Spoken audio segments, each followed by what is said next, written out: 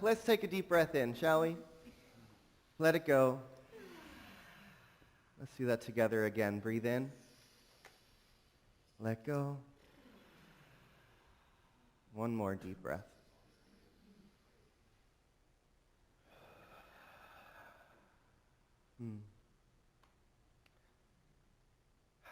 So all month long we've been exploring this theme, the sacred, the mundane, and the profane. And we've been exploring this conversation really about what is the sacred. How do we access it? Where do we find it? What is it made of? Where is it located? It's everywhere. It's who we are. It's the breath we're breathing. It's the life force and the light force that each one of us are made out of. It's the very ground we stand on. And yet, everything is sacred. Everything is holy. Everything is made of God's stuff. And then we walk around in the world oftentimes in the mundane awareness, where we just see it all as the usual, where we just see it all as the day in, the day out, just the that which is there. And then sometimes we bump into the profane, right, which is that part of our awareness that tells us something is not sacred, or it pulls our attention away from the sacred, or it pulls us away from that deeper truth. And this conversation we've been having this whole month is really about cultivating the awareness within each one of us that it is the sacred that is right here, right now, everywhere, if we're willing to look for it. And that's the funny part, because it's already there, but it's only there for us if we're willing to look for it. We have to allow it to reveal itself. And I think that's why each one of us come to a place like this week after week, right? Because there's a space in our lives, there's a place in our community that we can come to that reminds us of the sacred, where we feel that sense of love and interconnection with each other, and it's so wonderful, and we get our hugs for the week. And there's this sense of, oh, there's peace here. Oh, I'm reminded of the truth here. Oh, I get to be in my sense of community here. And so we have this little reminder once a week, hopefully at least. And then I know that each one of you sits in your meditation cushion every day for about an hour, right? And that's your opportunity each day to connect with the sacred. And maybe you don't sit on a meditation cushion, but maybe you say an affirmation. Maybe you go walk on the beach or in the forest. Maybe you sit with your beloved and exchange your gratitudes for the day.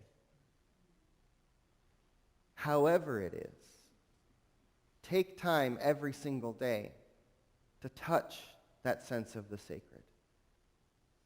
Because it's really easy to forget. This thing, this experience that we're all sharing called life, this illusion called reality, paints itself as being very real. Sometimes it hurts. Sometimes it's really hard to remember the truth. Sometimes there's so much stuff on top of the lens, it's hard to see anything at all. Right? And so we have to take the opportunity each and every day to remind ourselves that there's something more going on here than what we can see. Because most of what we can see is some layer of illusion, separation, or confusion that's smeared on top of the deep truth that your life, each life, all life is sacred.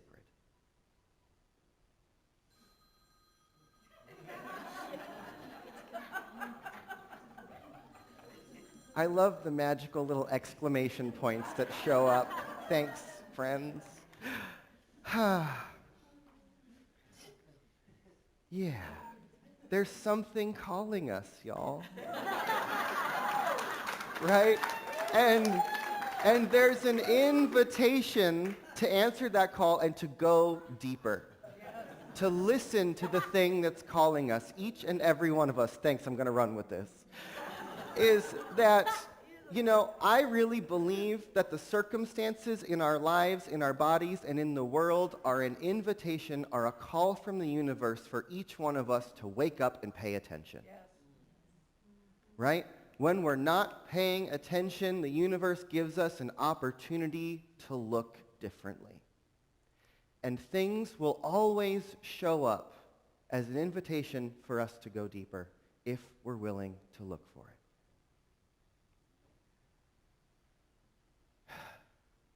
I've said this almost every week here, but I really believe that so much of the issues that are plaguing our world, our nation, even some of our bodies, are because we've lost touch of what is truly sacred.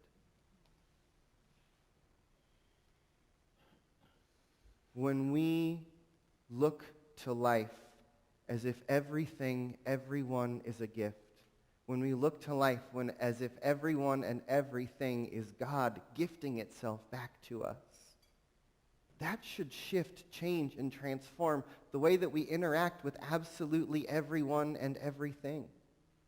If we recognize that the food we eat are the gifts of the Mother Earth herself, that activity is a sacred activity. If we realize that every single thing that we extract out of the ground has been taken from the body of a sacred being, it sure might shift how we use those resources.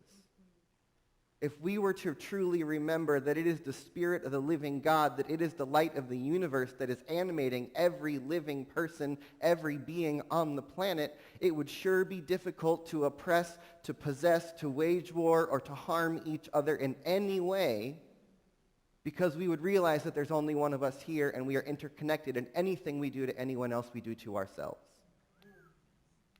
We have to begin to wake up, to reconnect with this sense that life itself is sacred. Because from that place, there's no room for all of the things that are plaguing us. In Centers for Spiritual Living worldwide, we have this vision. We call it our global vision. And it's the picture, it's the image, it's the idea of the world that we want to live in, a world where we see and believe and feel and know and act as if everything is sacred. And the vision itself is beautiful. It seems like a dream compared to the world we're living in right now. But it's something that gives us a picture. This is what it could look like if we all were to live and breathe in harmony with and as the one. Right? We say in our mission, purpose, and vision each week, we're here to awaken nope, that's not the line. It's the other one. To build a world that works for everyone. That's the global vision, right? That's the last line of the global vision, which I'm going to read to you right now, because I think it's a beautiful picture of what it truly could look like if we were to live in a world where we recognize that everything is sacred. So take this in. The global vision for the Centers for Spiritual Living. We see a world that works for everyone, where all life is honored as expressions of the divine, where people live according to spiritual truth, where humanity awakens to spiritual magnificence, where humanity rediscovers personal creative power, where we live as one global family, where kinship with all life prospers, where unity and connection is emphasized, where forgiveness is the norm, where spiritual guidance is valued, and where we are called to conscious social action,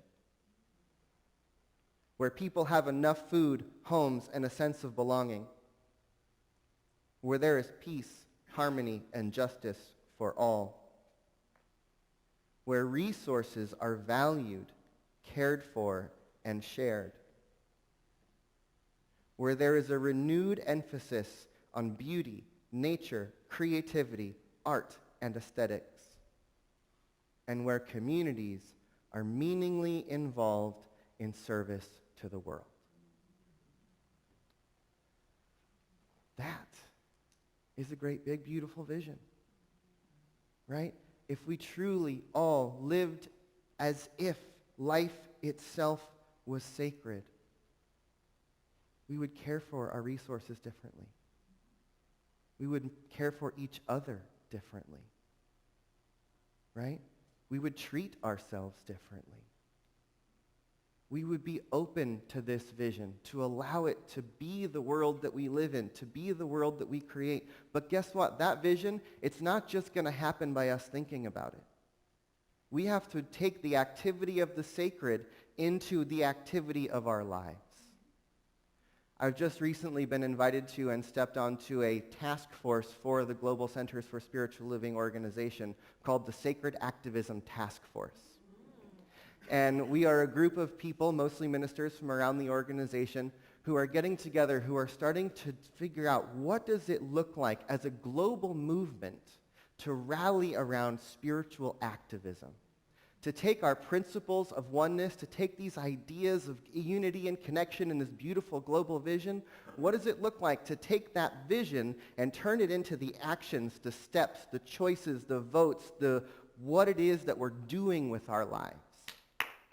And begin to be the activity of the sacred, not just the thinking activity of the sacred, but the doing activity of the sacred. Because it's really easy to end up in the place of cognitive dissonance where we sit on our meditation cushion and we be in the oneness and we say it's all one, and then we go out in the world and we use each other and our resources like it's something separate for us to benefit from. We cannot hold these two truths at the same time. We have got some cleaning up to do. Each and every one of us, and especially the all of us, right? Because the what's happening, the cognitive dissonance in our collective consciousness is manifesting all over the world. And it's time to build the bridge. It's time to come together. It's time to take all that we have each been doing in our own selves and for generations, bringing these spiritual truths to the world, and start acting as if we believe them. Because it's really easy to say what we believe. It's really easy to come into this room and feel good every Sunday. It's a whole nother thing to live it the rest of the time. And if we look to the global vision, if we look to that idea of the world that we want to live in, guess what? It tells each one of us how to be. Right? If I want to live in a world where our resources are valued and cared for, then I could be a person who starts to value and care for my resources. If I want to live in a world that honors the divine in everyone, well, then I can start to be one who is honoring the divine in each and every person I interact with, especially the ones that are difficult. Right? Because it's really easy to do it where it's easy. It's the practice to do it where it's hard. Right? What does it look like to be in the generous sharing of what we have with each other? What does it look like to honor our kinship with all of life? As I'm getting to play in the field of asking these questions of what is spiritual activism and how do we take bigger steps as a bigger organization, you guess what? I'm definitely going to be bringing that conversation here. Because there's going to be lots of opportunities, there already have been, and there's going to be more for us to step up, to walk the talk, to not just come and sit in this room and feel good about it, but to take it out into the world and show everybody else what it looks like when we stand in truth. Yes. When we stand for love, when we stand together.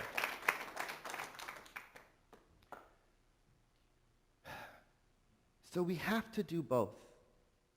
We have to be grounded in our spiritual truth first. We have to be grounded in the oneness. We have to be grounded in that sense of interconnection. And then we have to go out and be active, to stand up, to bring it to the world. But the thing is if we go try to run out and save the world without being grounded spiritually first, we get all wrapped up and get real angry about what it is we're standing for. We have to be able to maintain the balance so that what we show up with is peace, is love, is interconnection, is the light of God shining through our eyes, and other people go, whoa, what's that? I want it. Right? Because if we're not grounded in that place and we go running in, the energy we bring becomes combative. And then we're just perpetuating, pushing against the thing that we don't want to see. And whatever we push against, guess what? It just pushes right back. The only way to shift something is to bring a wholly different energy than was there before. And we cannot solve the problem at the level of problem. We have to rise to a new level of being, to a new level of awareness. To bring those new thoughts to the world, we have to be the place where they are happening.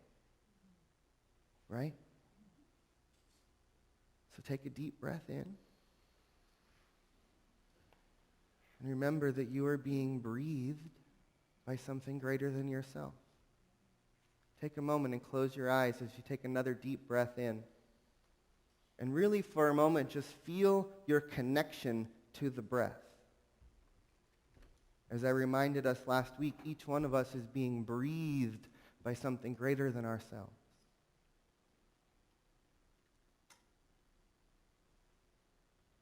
I'm going to close with a reading before we move into prayer, and I'm going to invite you just to keep your eyes closed if it's comfortable.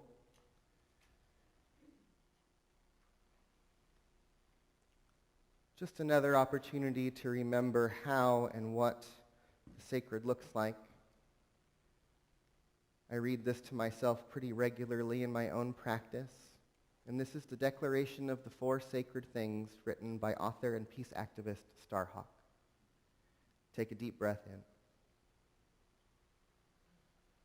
The earth is a living, conscious being. In company with cultures of many different times and places, we name these things as sacred: air, fire, water, and earth. Whether we see them as the breath, energy, blood, and body of the mother, or as the blessed gifts of a creator, or as symbols of the interconnected systems that sustain life, we know that nothing can live without them. To say that these things are sacred is to say that they have a value beyond their usefulness for human ends, that they themselves become the standards by which our acts, our economics, our laws, and our purposes must be judged. No one has the right to appropriate them or profit from them at the expense of others. Any government that fails to protect them forfeits its legitimacy. All people, all living things are part of the earth life and so are sacred. No one of us stands higher or lower than any other. Only justice can assure balance. Only ecological balance can sustain freedom. Only in freedom can that fifth sacred thing that we call spirit flourish in its full diversity. To honor the sacred is to create conditions in which nourishment, sustenance, habitat, knowledge, and freedom and beauty can thrive. To honor the sacred is to make love possible. To this, we dedicate our curiosity, our will, our courage, our silence, and our voices. To this, we dedicate our lives. And take another deep breath in. And again, just take a moment and just surrender to that which is breathing you.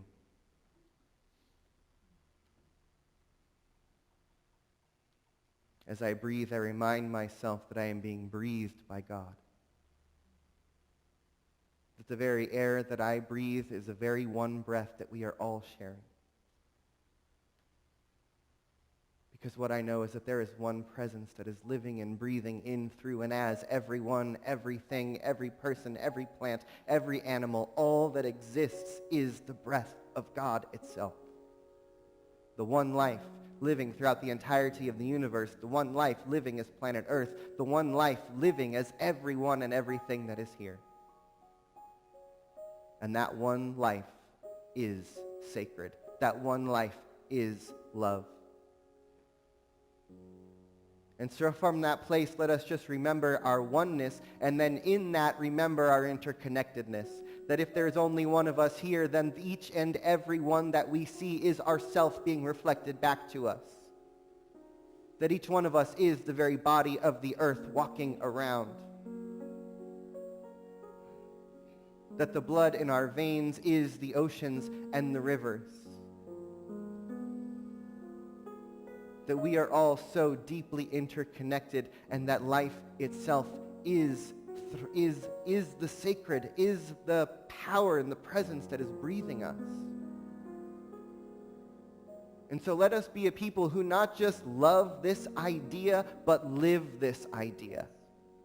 Let us be a people who walk in the world as if every step we take is on sacred ground. Let us be a people who walk in the world as if every person we meet is our beloved spiritual presence, that God, wisdom, power looking back at us.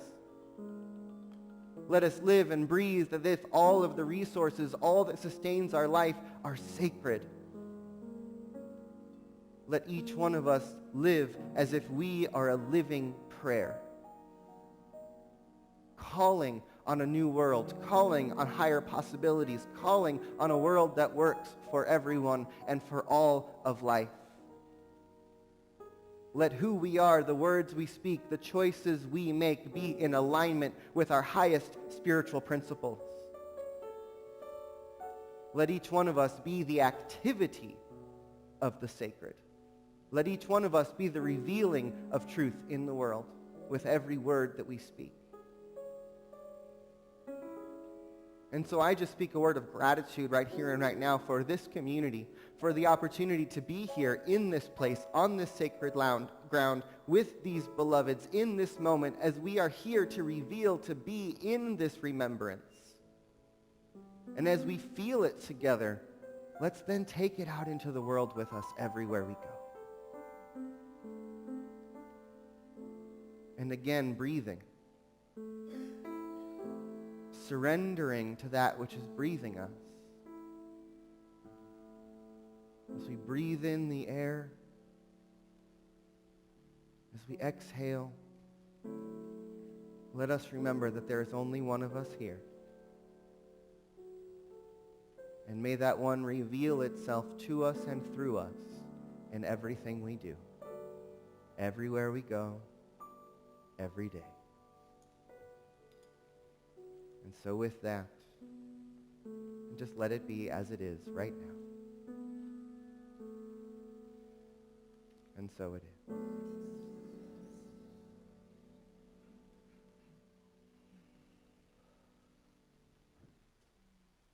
Thank you, friends.